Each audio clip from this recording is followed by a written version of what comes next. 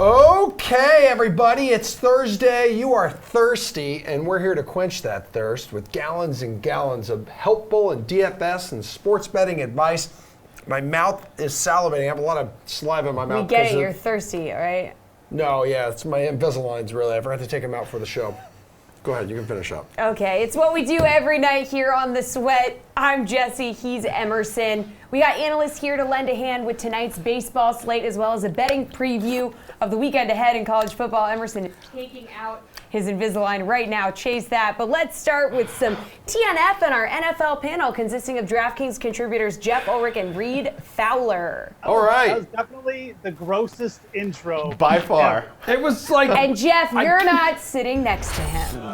I can't talk when I have those stinking things in. And Matt Cody was supposed to have the... No one would have noticed if you had just made it to the next segment. All right, anyway, Jennifer Lopez and Shakira are going to be doing the halftime show at the Super Bowl, but Just we're chasing read the prompter. We're chasing her fade in the following DK Sportsbook bets for tonight. And friendly reminder, Reed, the underdog, has won all 3 Thursday night football games this season.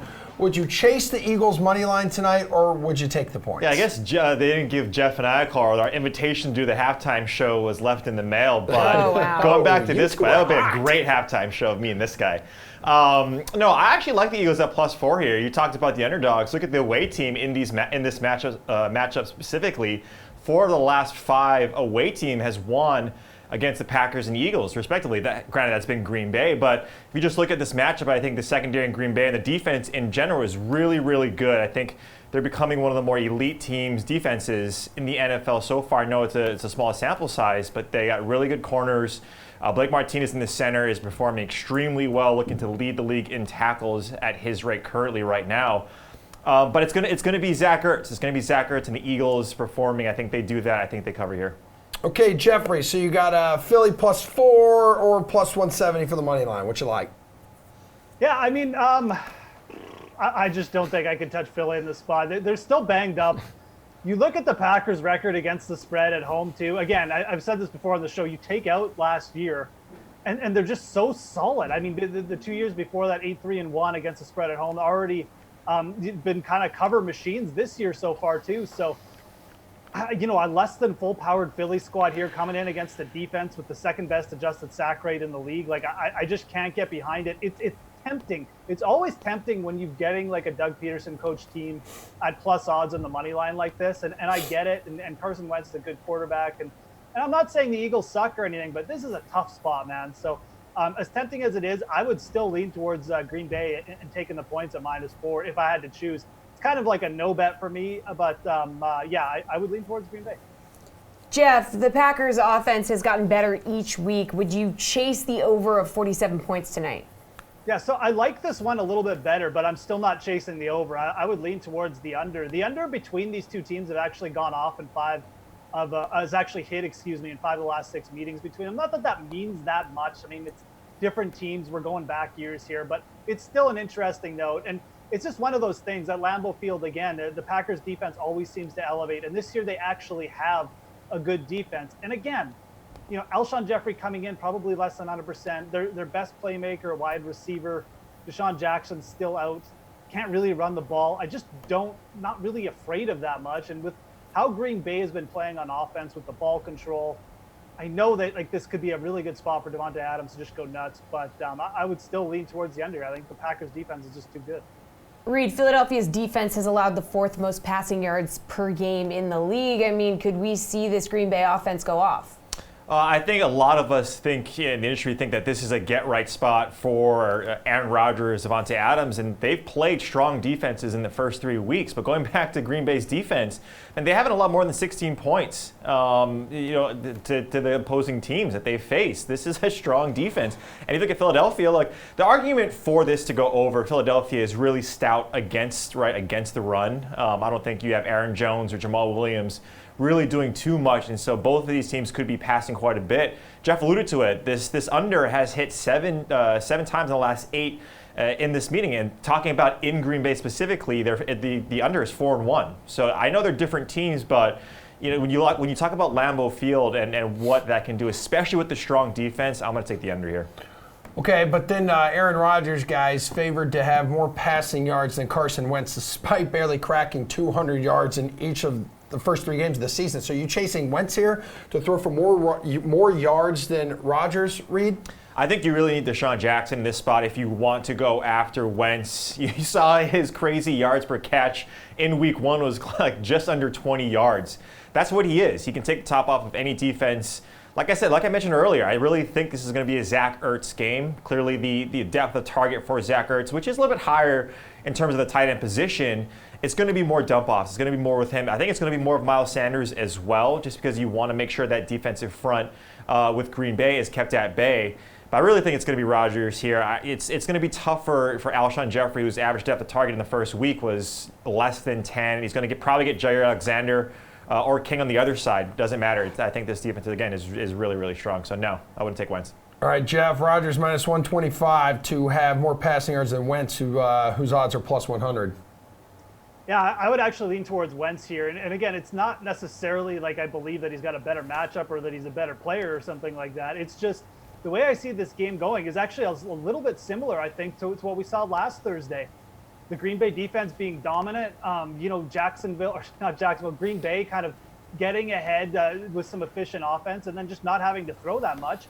And Carson Wentz kind of doing the Marcus Mariota thing from last week where he just racks up over 300 yards in garbage time. I mean, I don't think most people saw the stat line from last week for Marcus Mariota, but he did actually crack 300 yards. And I could see a similar story here for Carson Wentz where they just get to a point where they got to be aggressive towards the end and it's just, dump off pass, prevent defenses, and all of a sudden he's got like 50 more yards passing than Aaron Rodgers, despite maybe not playing that well. But I think at plus money here, I would lead Wentz for that reason.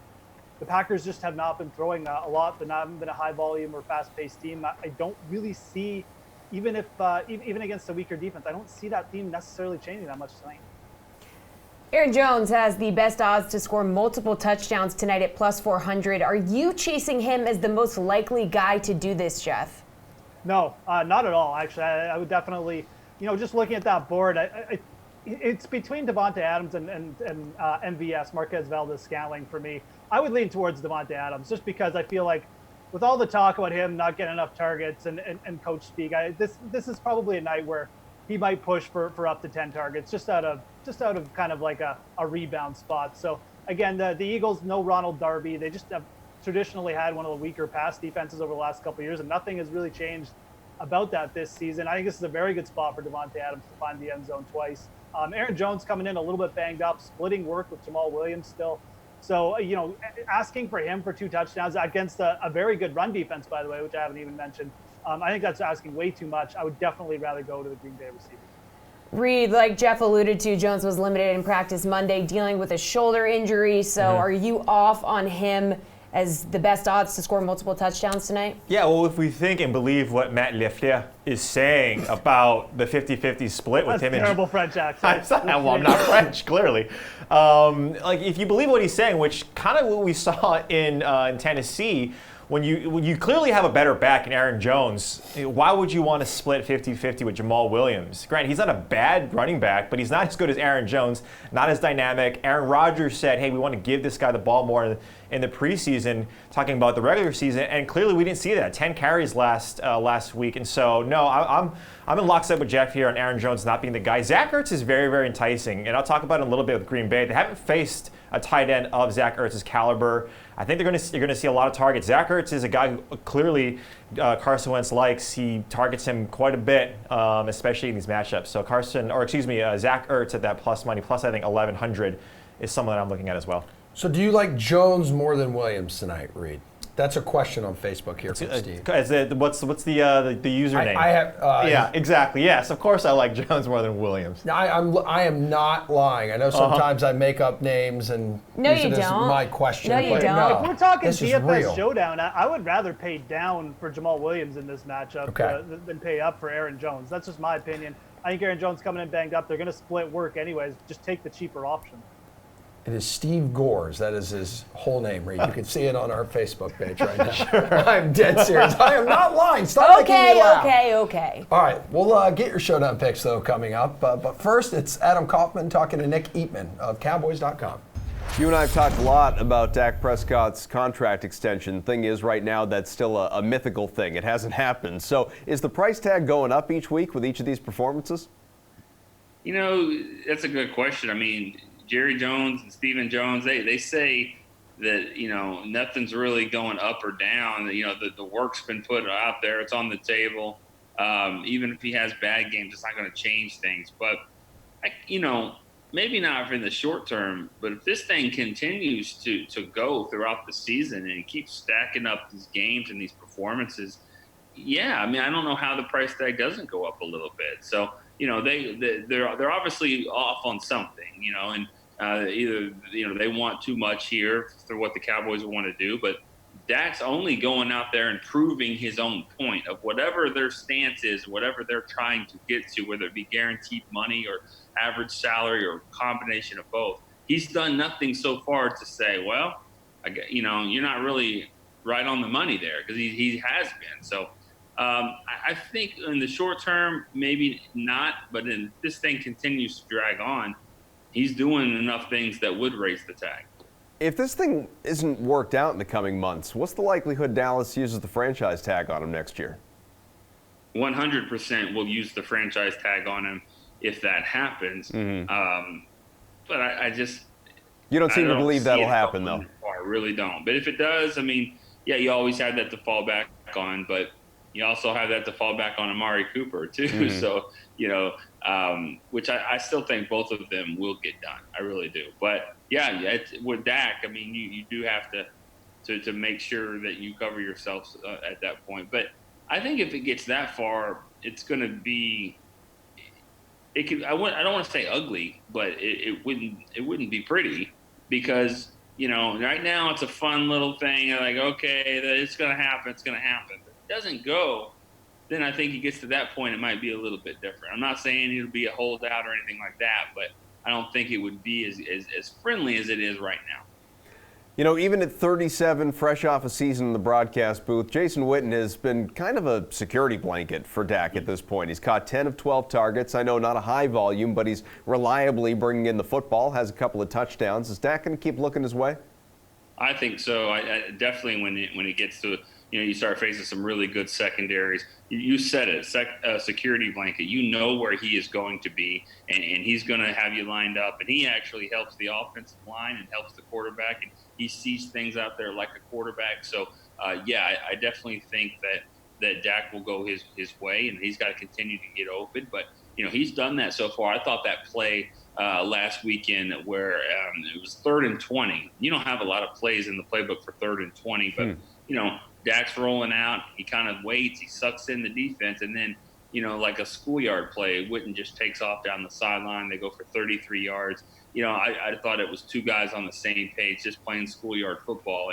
And that was fun to see. I'm sure they both have done it. Maybe a different decade, but they both played schoolyard football, and it showed on that play. It's a primetime test next in New Orleans, so maybe we'll get that more competitive game. The Saints upset the Seahawks in Seattle, and of course, as we know, without Drew Brees, so they'll have plenty of confidence. The boys, narrow favorites, but what do you expect? I expect it to be loud. I expect it to be a raucous crowd there at the Superdome. You know, I've kind of gone back and forth on this one. I haven't really had to make my prediction yet. Usually do that, you know, at the very end of the week. But I'll say that right now, until the Cowboys show that a reason to doubt them. I mean, yeah, we can say it's going to get tougher and all that, but until they really show that, then I think I'll give them the benefit of the doubt to go and win that game. But I know it's going to be tough, and I think if they can start fast and make Bridgewater have to make plays. He didn't really have to do that a lot last week because they got a lead. If the Cowboys can jump out and get a lead, kind of like they've done in other games, put pressure on them, I think they'll be okay. Thinking from a fantasy perspective, if you look at this game, who's the X factor on the Dallas side? Cooper's been banged up a little bit. He's not really your X factor, but I think Randall Cobb is a guy that you'd have to throw in there to at least get some catches for you. He wasn't a huge factor, but he did have a 72-yard touchdown taken off the board in that game for a holding penalty. So, he could have had a really big day. Devin Smith has been a guy that put on tape to show his speed. I think the Saints will have to be watching out for him. look for Randall Cobb. I could see anywhere from the 7 to 8 or 9 catches range and maybe a touchdown. Nick Eatman covers the Cowboys for DallasCowboys.com. Nick, always a pleasure. Enjoy yourself in Nolens. All right, appreciate it. Thank you. Taryn Izak here with the DraftKings Fantasy Flash. Turns out Lamar Jackson hates running. Everyone thought heading into this season that Jackson's legs were his greatest weapon, but the Ravens' second-year QB continues to prove people wrong. Jackson told reporters this week, "I hate running, only if I have to, but my job is to get the ball to the receivers, tight ends, running backs. If I have to run, I'll do it, but I'd rather just sit back and pass it." That certainly seems to be the case, as Jackson is averaging 33 passes and only 9 rushes in Baltimore's 3 games this season. He's also completing 63% of his passes, which is up from 58% in his 7 starts last season. Jackson's aversion to using his legs hasn't hurt him in the fantasy department. He ranks second among quarterbacks in fantasy points per game, just behind Patrick Mahomes, who he came close to outdueling last week. Jackson's matchup with the Browns in Week 4 isn't great on paper. Cleveland is giving up the 5th fewest fantasy points to opposing QBs this season, but don't let that scare you away, because the way he's playing, Jackson appears to be matchup-proof. Time to turn our attention to baseball. DraftKings contributor Gary Thorne and Numberball's James McCool are here for a rousing game of MLB pickoff. So who would you pick to be the top fantasy player in each of tonight's games on the main slate? First up, Cubs Pirates. Who are you taking, Garion?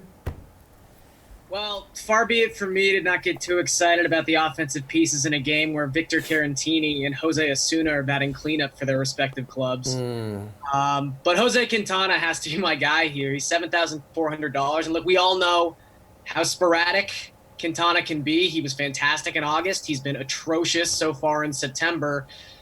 But he's left-handed, and usually that's enough against the Pittsburgh Pirates. You look at Quintana specifically against the Pirates so far this season. His last start was very bad, just 2 1/3 innings, 5 earned runs. But his 4 starts against the Pirates before that outing, 27 innings, a flat 2 ERA. And it makes sense. The Pirates are last in ISO, last in WRC+, last in WOBA against left-handers this season. And like I said, Jose Osuna is batting cleanup. He's got a 48 WRC plus against lefties. Melky Cabrera is batting 3.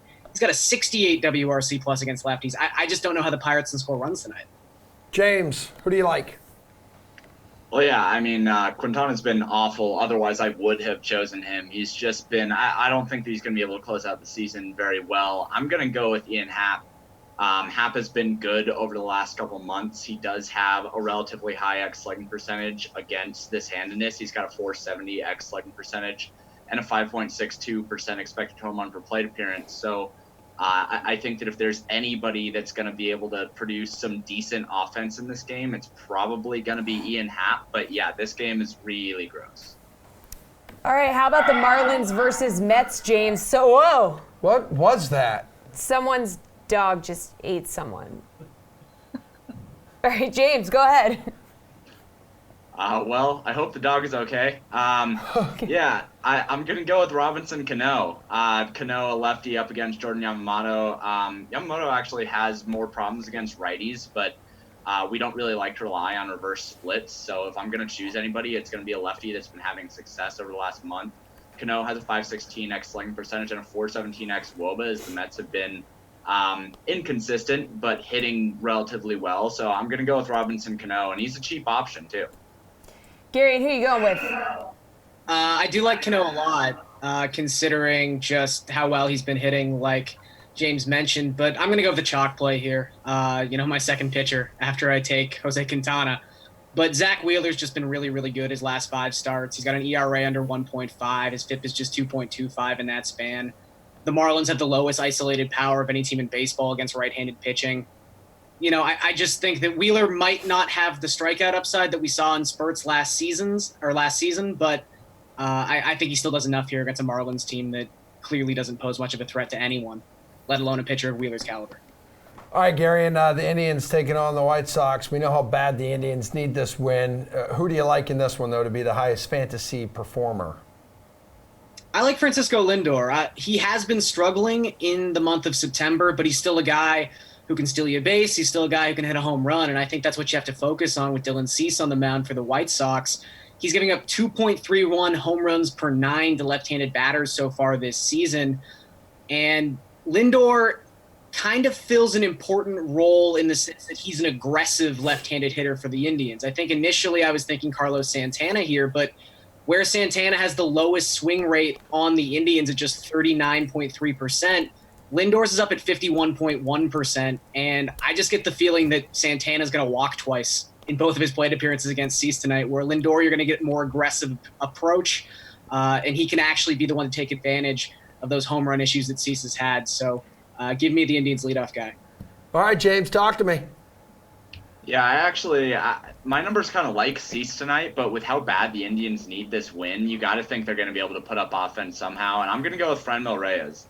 He's got the highest home run per plate appearance on the Indians right now, like for this roster. Obviously, Jose Ramirez is blowing him out of the water, but Franmil Reyes in this order is looking really, really good. He's got a high X slugging percentage above 500.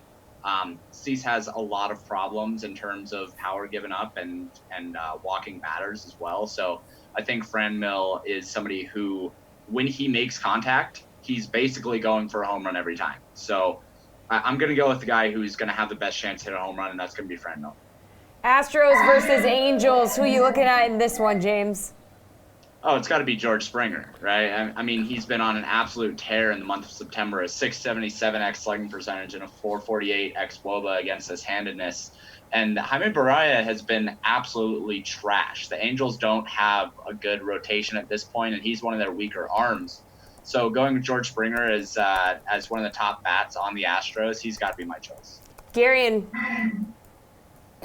Yeah, I mean, I think when it comes to Barria, you just have to use right-handed bats. I mean, he's got such incredible reverse splits so far this season, giving up almost 4 home runs per 9 to right-handed bats. And this is not a small sample either. We're dealing with over 180 right-on-right plate appearances for Barria this season. So it's clear that he struggles in that split, and sort of in a very fitting turn of events, you've got Yuri Gurriel, who also has reverse splits. His slugging percentage is 104 points higher against right-handed pitching than it is against left-handed pitching so far this season. He's hit a majority of his home runs in right-on-right settings. Obviously, Springer, Alex Bregman have a higher ceiling than a guy like Gurriel, but I think he's a very fairly priced piece at 4-5 if you're looking to save some money. Okay, finally, the 5th and final game on this slate, the main slate, the Athletics versus the Mariners. Garion, who is your guy? I'm going to go with Austin Nola. He's exceedingly cheap. There was a time when Nola's price had gotten up above 4K when the Mariners were facing a left-handed pitcher, but it's receded back down to 3.6, and I think that's important. He's batting 5th tonight. Sean Manaea is obviously pitched very well since coming back for the Athletics, and in no way is this a knock against him, but Nola's got a 292 ISO within the split. He's also got a 50% fly ball rate within the split. If he does get a hit off Manaea tonight, there's a very good chance it's going to leave the park, and I just think Nola's a nice way to save money. And he's also someone who presents a lot of positional flexibility, as you can roster him as a first baseman or a second baseman, so I like that a lot. All right, James, bring us home. Yeah, I think people are kind of going to get a little nostalgic with Felix Hernandez. This is going to be his last start for Seattle, and I'm just going to attack him because I think he's bad. So at this point in his career, Felix Hernandez is giving up a lot of power. He's giving up a lot of home runs. He's giving up a lot of solid quality contact and a lot of barrels.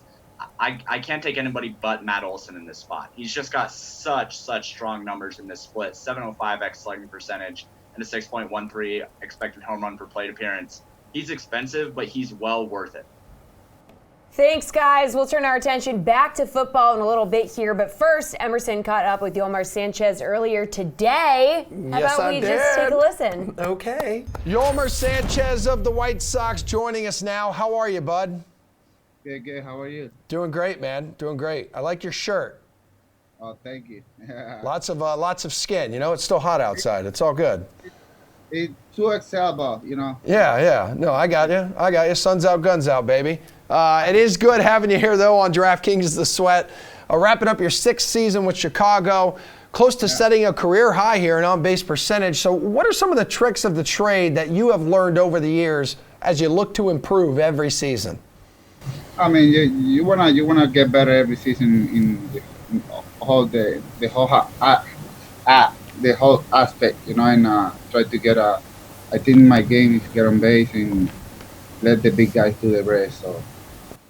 Yeah, Yolmer, I know you played third base most of last season. You're making the move to second this year. I mean, what do you prefer? Do you prefer sticking to one spot on the diamond, or do you like jumping around the infield to different positions? I mean, I feel good playing defense. Last year I played third, like you say, and I feel really good. And this year I play second, and I feel really good too. I love playing defense, and I think you have more action in second, so I think I like more second base. And I know no playoffs for you guys this season, but there is some optimism about the future there on the south side. So what are some of the positives in your eyes? Our job is go out every night and compete. We don't pay attention about like if it's a rebuilding team or whatever. Our job is go out every night and try to get the W. Simple as that. And you have to prove that you can play in this level and do your best. Now, your story is pretty incredible. You signed when you're 16 with the White Sox as an international free agent out of Venezuela. I mean, spending 2 seasons in the Dominican Summer League before you move up to the Single A here in the States. How difficult was that transition? It was really difficult because the culture is different. And definitely the language. I don't speak zero English at that time, and it was really, really hard. But I think you have to adapt, in this when you come to the United States. And I got a lot of friends. They help me, American guys, and they help me since the day one here when I get in standard league, and then I went to rookie ball, low A. I got really good friends, so they help me a lot. And then a big day for you on August 2nd, 2014. Do you know what that day was? August 2nd? August 2nd, 2014. You go 3 for 4 against the Yankees, man. Your first career hit in Major League Baseball. Can I ask you what you remember from your first career hit? I have bad memory. It's okay. So do I, man. It's all good. It's normal. I just worry about to get hit tonight. That's true. That doesn't matter. That it's really good moment. It's really special moment, but I think I'm worried more about tonight. Yeah, okay. Well, just to remind you, it was a single to right field off of Shane Green. So next time you see him, make sure you remind him, okay? Yeah, I remember all those 2 hits, but I don't remember that. I know I got a long drive, and then I got like a swing bump to the third base, and then a blooper. And I really good friend of Jeter, so I thought, hey, let the ball drop. So yeah, and Jose Abreu drove you in. You scored your first career run on the next at bat there. So good stuff, man. By the way, you and Jose started your career like same year with the White Sox. I mean, what's your friendship like with him? With who? With Jose Abreu. Who is that guy? He's like, what? No, I gotcha. No, we're really close. I think we got a really good relationship. All day in the clubhouse. I play next to him, second base. So we always talk. We always joke around, and he's a great guy. He's one of our leaders here in the team. So, and our relation is really good. So. I was going to say, maybe if you go into the clubhouse and yell out, is there anyone in here by the name of Jose Abreu? Someone might raise their hand. It's all good. Your face was funny. Your face like, what? I was like, am I an idiot or am I definitely an idiot? And turns out I'm not as big of an idiot as I thought. But you definitely got me. Congratulations. Thank you. Okay, so an interesting fact about you here. In 2017, you decided to start going by your first name of Yolmer instead of Carlos. So why is that? I don't know. I think that was the first time that somebody asked me, "Hey, what name you wanna use?" So I just decided to use my first name. Since when I get here in the standard, they start calling me Carlos or Carlitos. I think it's easier than Yolmer. So they asked me in spring training, "Hey, what name you wanna use?" So I went with Yoan. Week 4 in the NFL has arrived, and so have we. It's another Levitan's Leverage. Adam Kaufman with the man of the hour, Adam Levitan. Levy, let's jump right in, all right? Russell Wilson facing a lousy Cardinals defense on Sunday. Truly horrid. The Seahawks QB just 6,100 after a 44-point performance against the Saints. Kind of looks like a great paydown opportunity to nab him there, doesn't it? Yeah, I mean, when you face Arizona, you get to run a lot of plays because of how fast their offense plays, how inefficient their offense is. And then when you have the ball, you get to attack a defense that doesn't have Patrick Peterson. Is just downright terrible. So we've seen every quarterback that's faced the Cardinals flame them so far. I expect Russell Wilson to do the exact same thing. And yeah, he's just way too cheap at 6,100. Yeah, you would think he'd be priced higher. But one guy who's even beneath him, but different position, that's Kerryon Johnson. 5,400 for the undefeated Lions, believe it or not, through 3 weeks. They've got the Chiefs at home, so that's probably going to end. But Johnson, see, he hasn't been all that efficient to this point. Of course, KC's run defense hasn't either. So is that your motivation? Yeah, I mean, they got rid of C.J. Anderson 2 weeks ago, and we saw Kerryon Johnson set season highs in carries and in snap rates. So I think it's very encouraging that we're going to see a lot more of Kerryon Johnson. We know now that he'll get the goal line work. We have a suspicion that he'll see more of the pass down work, although Ty Johnson, we worked in there some. And yeah, I mean, running backs against Kansas City is something that I think we want to use, and I just want to be higher than the market on Kerryon Johnson. I think he's a very good player, going to be a star in this league if used correctly. So he's 5,400, and I think that's a really, really fair price for him in this spot. We've got one more for you, and that is Cooper Kupp, 6,500. The Rams are hosting the Bucs. The receiver has been reliably targeted basically 10 times a game, at least 100 yards the last 2 weeks. Is Jared Goff just going to keep feeding him? Yeah, I mean, I think we've seen Jared Goff rely on Cooper Kupp at a higher rate than Brandon Cooks and Robert Woods, and I think it's more than just noise. I think it's a trend at this point. Cooper Kupp clearly 100% off the ACL tear, and in this spot specifically, the Bucs have just been shut down. Defense against running backs, and we've shut down some pretty good run games so far, and so I don't expect Todd Gurley and Malcolm Brown, those guys, to get going. I think it's going to be more of a pass-centric approach, and we've seen the Rams do that in the past when Jared Goff is at home as well, where he has far, far, far greater splits. So very nice spot here for Cooper Kupp. Do me a favor, try not to mistake Jerry for a pillow back there. She's taking a little nap. Adam Levitan, thanks, bud. All right, good luck. Welcome back to the Sweat, everyone. We're ready to get sweaty with these two DraftKings contributors, Jeff Ulrich and Reed Fowler. Hello again. This is NFL over-under, so will these players go over or under these fantasy point totals this weekend? Jacoby Brissett has been a surprisingly formidable fantasy quarterback this season, averaging 20 DK points through the first 3 games. Jeff, will he go over or under that mark this week against the Raiders? God, I was so ready to come on this segment and just be like, who chose Jacoby Brissett? He's terrible. You shouldn't pick him. Then I started to actually do some research. Which look at you working. Skip. I don't mind him this week, especially because everyone in DFS on DraftKings is going to be piling on Daniel Jones against the Redskins, yada, yada, yada. We all know that matchup is looking pretty tasty, but Jacoby Brissett is $100 more expensive. The Indianapolis Colts have a 26-point implied team total here. There's every chance that their quarterback could end up with like 3 touchdowns, and Brissett, being a big guy, could easily dive in himself for one of those. Threw for 300 yards last week against Atlanta.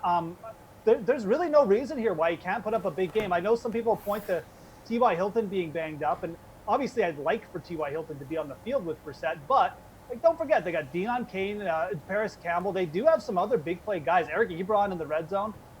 I'm kind of going to be looking into Brissett a little bit more here, as like I said, more of a GPP pivot off of Daniel Jones. Reed, talk to me. Time out, Jeff. I know the Raiders are bad, but did you just say that Deion Kane, Paris Campbell, and Eric Ebron is the offensive answer for the Colts? I know anyone can play against the Raiders, but come on. I mean, T.Y. Hilton is a guy, like, he's out kicking his coverage. We all thought that without Andrew Luck, he was going to go way down. Everyone had him, ranked at wide receiver 30 before the season started, and he's performing extremely well. T.Y. Hilton kind of does this every single year. He comes in questionable almost every single week, and then he comes out and he plays pretty well. So that's going to be something to monitor. But one thing I liked what you mentioned earlier is that Jacoby Brissett could get into the end zone with his legs. That's how he's going to do it. I don't think he does do it. If you look at the Raiders, they're averaging just around this number at 20 DK fantasy points over the last 3. But much of that has to do with Patrick Mahomes absolutely torching them in the second week. It's a Marlon Mack game. You can run against the Raiders. They're, I believe, 6th in rush attempts for opposing running backs, around that same in terms of rushing yards as well. it's going to be a Marlon Mack game. I don't think you need to pass quite a ton against the Raiders. It's going to be a run. It's going to be Marlon Mack. It's going to be run first. So I think it goes under. All right, well, after a relatively slow start to the season, Philip Lindsay delivering 29 DK points in Week 3, bringing his season average up to 17. Reed, I'm sorry, dude. There's no way he's going over that this week against Jacksonville. Don't apologize. I feel like this show is like quietly sponsored by Jacksonville and Invisalign. I feel like those are the two things that we talk about the most on the show. Yeah, buddy, and khaki shorts. And khaki shorts. But no, look, I don't think he does this. I think if you look 21 carries, this is the most he's had in his short career. He reached 19 in the latter part of last season in terms of attempts, but that's what he got last week, and I don't think this happens again. It is a virtual split down the middle with Royce Freeman. Royce Freeman is being more targeted in the pass game as well, and that's what you really liked about Philip Lindsay last season, was that he was the guy in the pass game, and Royce Freeman just was nowhere to be found. You like Royce Freeman on the red zone, or in the red zone, and Jacksonville is eighth against opposing running backs. They're really stout against the run, and you might potentially be able to attack them through the pass. But again, it's Joe Flacco, it's Emmanuel Sanders, who might get a ton of targets. He has all of the Denver touchdowns right now at 2.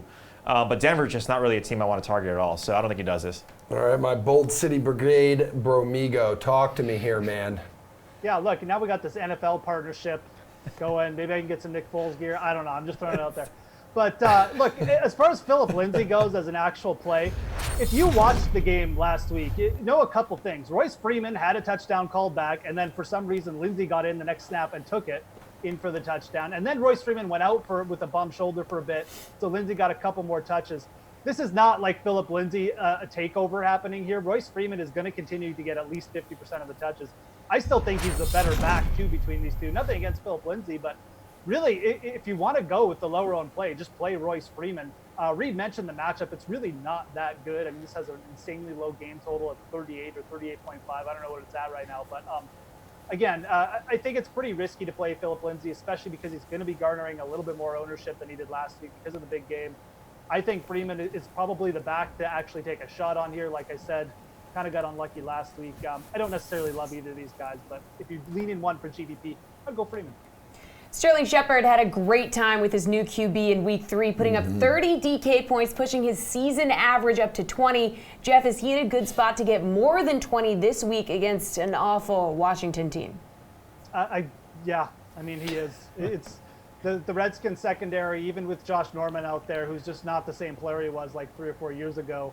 They just can't stop anything right now. And, they don't really have a pass rush to put heat on Daniel Jones.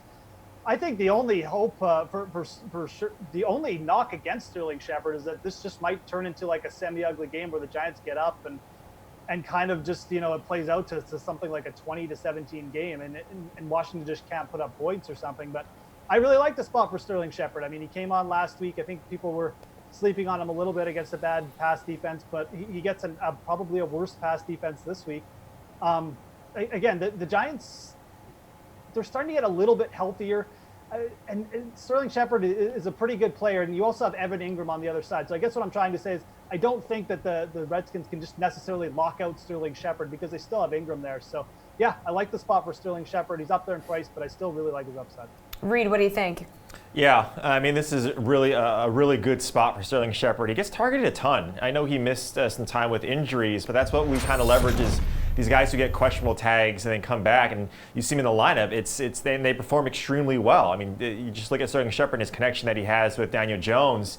He's getting targeted quite a bit. Randall Cobb against, week 2, or I think week 2 it was, or week 1 against this team, got targeted 6 times with 5 receptions. And you see Taylor Gabriel get 3 touchdowns against this team. It's a really, really good spot. Sterling Shepard, like I mentioned earlier, just gets a ton of volume. And it's the last week until we get Golden Tate. So if there is one week that you want to play this guy against a really, really bad secondary, this is a spot to do it. Austin Hooper, man, he has been my guy and one of Matt Ryan's favorite targets here, leading him to average 16 DK points so far. Yeah, Reed, will he go over or under that mark this week against the Titans? I think it's going to be really close. Well, I'm going to say under. Tennessee is historically been pretty stingy for opposing tight ends, but they've allowed a touchdown every single week to the opposing tight ends. You see Jacksonville, Cleveland, and Indianapolis have all scored a touchdown, but these lines are kind of minimal. They're like 4 and 25 and a touchdown. But we see Austin Hooper. He gets the volume. If you look at what he's been doing, close to 60% of routes run on pass plays. And Atlanta, they throw the ball a ton at home. That's their MO. They're third highest so far in pass play percentage. This year, they were 8th highest last year at home. I think that continues. I think this is going to be really close, but I think it's going to be just under. Okay, Jeffrey. I would take the over here. I mean, Austin Hooper is basically operating as Atlanta's secondary receiver. And I mean that like he's operating in front of Calvin Ridley and Mohamed Sanu. He's second in the team as targets. He's tied with Julio Jones in red zone targets this year. He's producing. I mean, they finally decided to use the tight end there in Atlanta after years of basically, once Tony Gonzalez left and just not having one. So, I don't have no reason not to think that this won't continue. I mean, Tennessee, it's probably a middling matchup. Reed mentioned they're giving up a lot of red zone targets, but I just feel like with Julio Jones out there drawing so much attention, Hooper is just able to operate kind of underneath wherever the Atlanta wants to throw him. And I really feel like this is going to be an all-year story where we look at the end of the year, Austin Hooper is going to be like 5th in tight end or 4th in tight end scoring or something like that. And you'd be like, where did that come from? I think it's going to continue this week, so I'll take the over. Okay, thanks, squad. We'll be back with a college football preview for Week 5 with all the betting previews you need. Plus, you two will be back to analyze tonight's Showdown contest between the Eagles and Packers. But first, we're going to send over to the Bamio Properly Experience. ranked Gurley and Gallman. I don't like this matchup against Tampa Bay at all for Gurley. They've been really good against the run and stopping running backs. They weren't good at stopping Daniel Jones once he started to run, but against running backs specifically, Tampa Bay has been absolutely lights out against the position. No, and they were eliminating Barkley before he even left the game, so that's a concern. Todd Gurley's basically, I said this on the podcast over The Athletic with Chris and Brad, I said he's essentially turned into Derrick Henry. Like, he's not catching the ball anymore. If he does, you kind of hope he turns it into one of those 40 or 50-yard big plays. And to be honest, between the two of them, I think Henry has a bigger chance of getting them these days because Todd Gurley looks fine. He does. He looks fine right now, but he looks fine of what is Todd Gurley at this point. He's not the Todd Gurley we used to know, and he's definitely not Todd Gurley we used to know in the passing game. So I say going forward, he's in that RB2 conversation because without a touchdown, he's not going to be an RB1. I don't know if you heard, but the one I side at is I can't put David Montgomery that high after the usage in last night's game. He only got run because the game was out of hand at that point. I don't think this week's game is going to be out of hand. David Montgomery, he was losing carries to Cordell Patterson in the eye. It was Cordell Patterson lined up behind a fullback. Like, what the hell is going on in Chicago?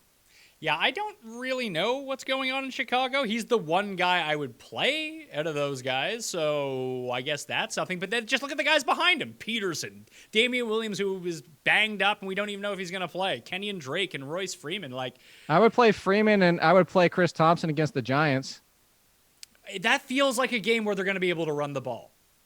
I don't know. If the Giants are putting points up on the board, which they should be able to. Let's calm down on. I know you're a Giants guy. No. Don't. No. You're back in. You're back in on the Giants. I know you are.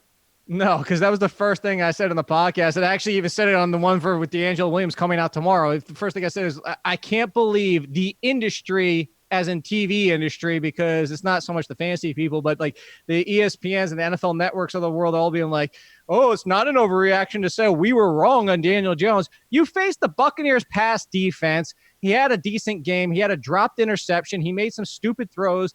He had a fine game. Was it better than you would hope for in a rookie in his first start? Sure. Is it all of a sudden Daniel Jones is going to be a superstar? Absolutely the freaking hell not. Let's chill out a little bit. Yeah, they're now favored by 2.5 points against the Skins this week. That also seems like a giant overreaction in the odds market as well. I see what you did there. Yeah, Washington's bad, but they're not bad. They're not as bad as they looked in the first 24 minutes of that game on Monday night. Yeah, it's a division game, and the Giants who looked miserable through the first 2 weeks, and they still barely got past the Buccaneers anyway, if not for banned kickers.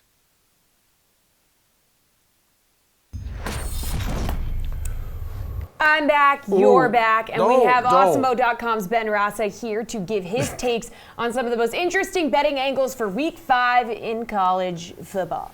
Benjamin, we've got not one, two ranked matchups this week. First, number 18 Virginia versus 10th ranked Notre Dame. Fighting Irish, 12.5 point favorites. Which way would you be leaning?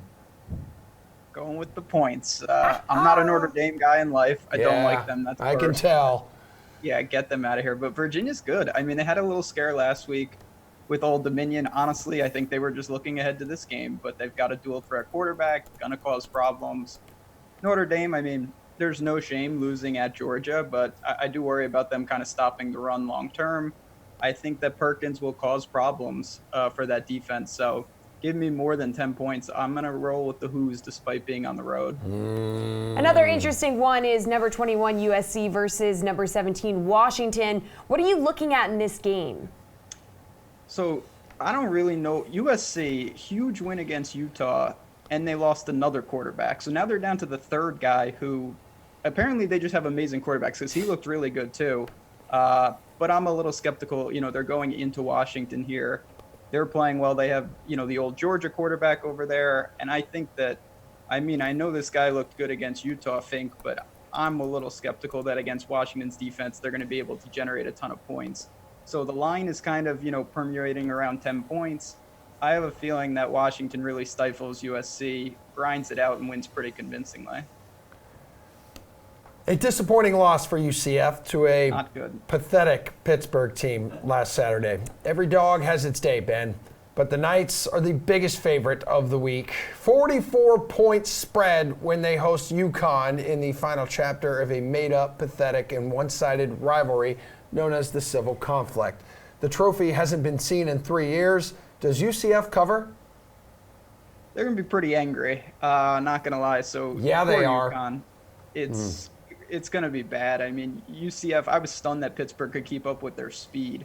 That's just a fast, athletic team, and putting points up on the board is not a problem. We've seen poor Florida A&M in week one. I have a feeling that they really hang, 50, 60 points on the board and probably cover. Yeah, terrible play calling. Terrible.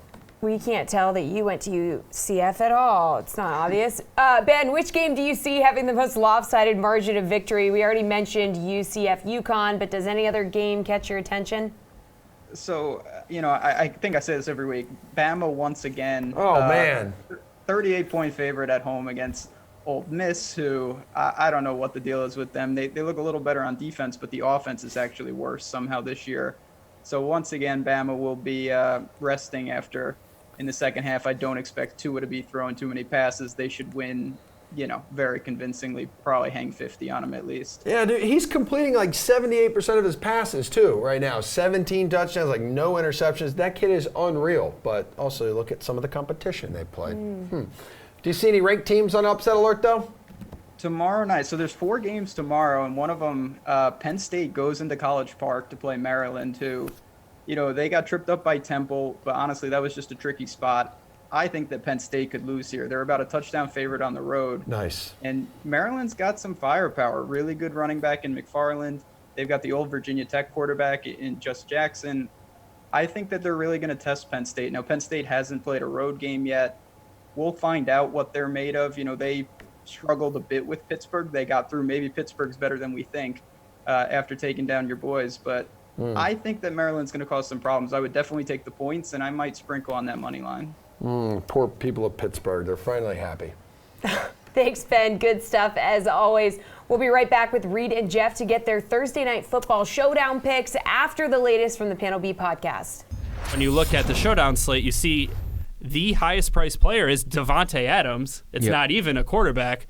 Like, you're not touching him, I would think, unless you find a way to fit him in as a flex. If there's a breakout game for Davante Adams, I think this is it. The Eagles have traditionally gotten torched by number 1 wide receivers. That trend kind of ended with Kenny Golladay last week, but Marvin Jones had a big 2-touchdown game and just kind of filled in the gaps there. So you can make the case for those other 2 Green Bay receivers to potentially have the big game. But yeah, I think Adams is the safest choice. You just have to pay up for him on that Showdown slate, which makes it a little dicier, maybe a little contrarian, but look what Julio Jones did to them on that Sunday night game. What was week 1? Week 1 was Washington. Terry McLaurin had went for over 125 yards and a touchdown, I think. And then going back to last year, Philly did the same thing, giving up huge numbers to wide receiver 1s. So I think that this is the breakout week for Davante Adams, I would say. Yeah, and I mean, Geronimo Allison, I mentioned his name. He really hasn't done anything. It has been Valdez-Scantling, who went for 6 targets, 4 catches, 52. 10 targets in the last game. 10 targets in his last game, 99 yards, one off the bonus there with a touchdown as well. So as far as pricing goes, you have Adams, then you have Rodgers and Wentz, and then Valdez-Scantling's down at, I don't want to give you captain's prices here. Valdez-Scantling at flex 7,600. But between them, Ertz 92, Aaron Jones 9,000, banged up Jeffrey 82, Deshaun won't play, Aguilar 78.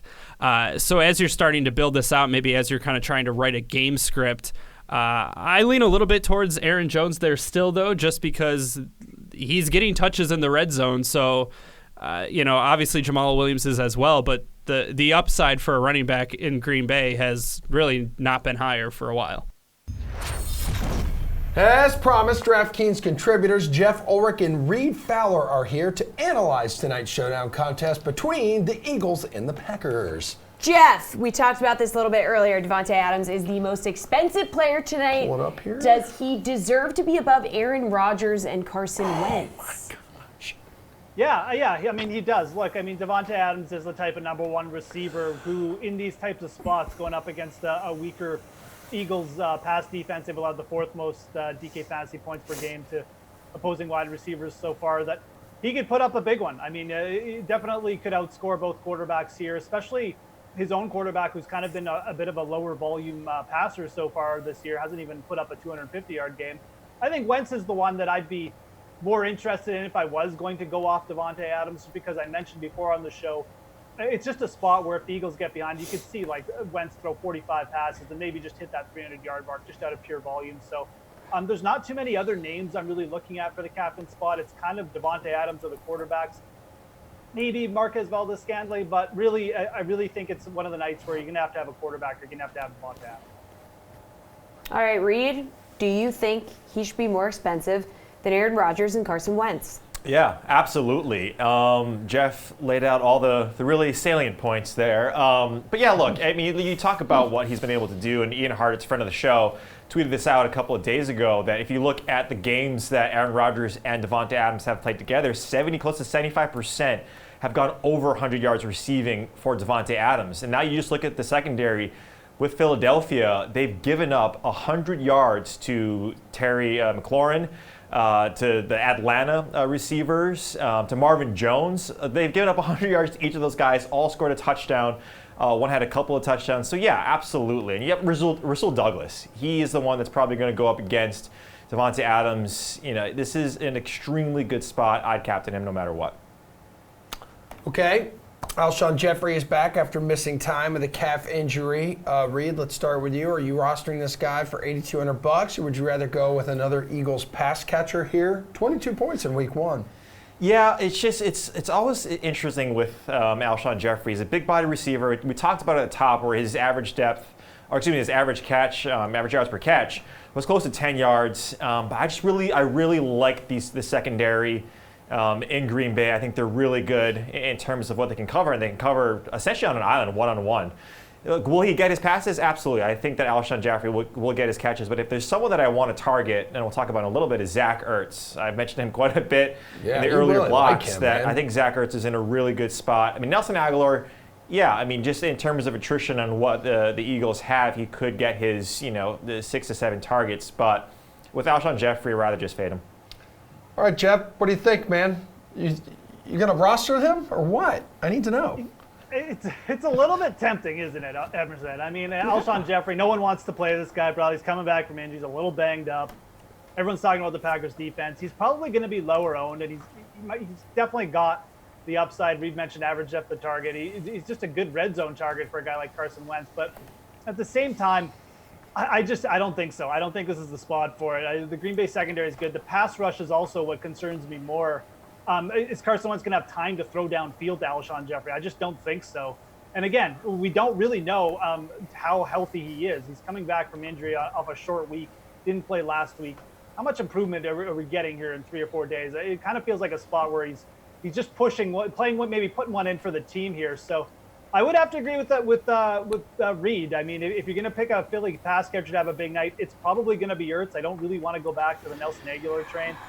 The better play might be just to pair Carson Wentz with like Miles Sanders and hope Sanders catches like 5 passes and gets in the end zone or something. But if I'm going Ertz or Elshon here, I'd lean Ertz too. Jeff, would you play either DST tonight? Oh. Not a chance I'm playing Philly. I mean, there's just not a chance. Why would you play a team against a quarterback who doesn't throw interceptions? I mean, Aaron Rodgers doesn't throw interceptions, so especially at home, there's just no upside here. I guess they could get like a couple sacks and maybe Green Bay only puts up like 13 points and Philly wins like a 17-13 game and they get to like 12 points, but it's just not much upside. When you're playing DSTs, you want multiple turnover upside. You want pick six upside. You don't have that tonight with Philly. So is Green Bay in play? Absolutely. I mentioned their adjusted sack rate. It's second in the league.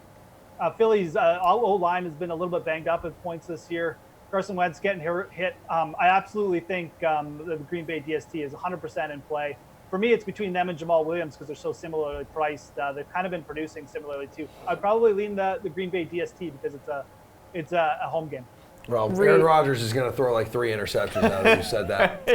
Not a chance. Where do you sit on this one? I bet he does 2. I bet he throws 2. Okay. We got a bet. It's a whiteboard bet. Yep. Against the brothers there. Okay, sounds good. Yeah. No, I'm with Jeff here. It's Green Bay if you're going to look at any defense in this spot. And they have 7 takeaways, 12 sacks so far this season. Like I mentioned, in terms of the points that they have allowed to opposing teams. And the Eagles, their offensive line is something that we haven't really touched on. They've given up 8 sacks.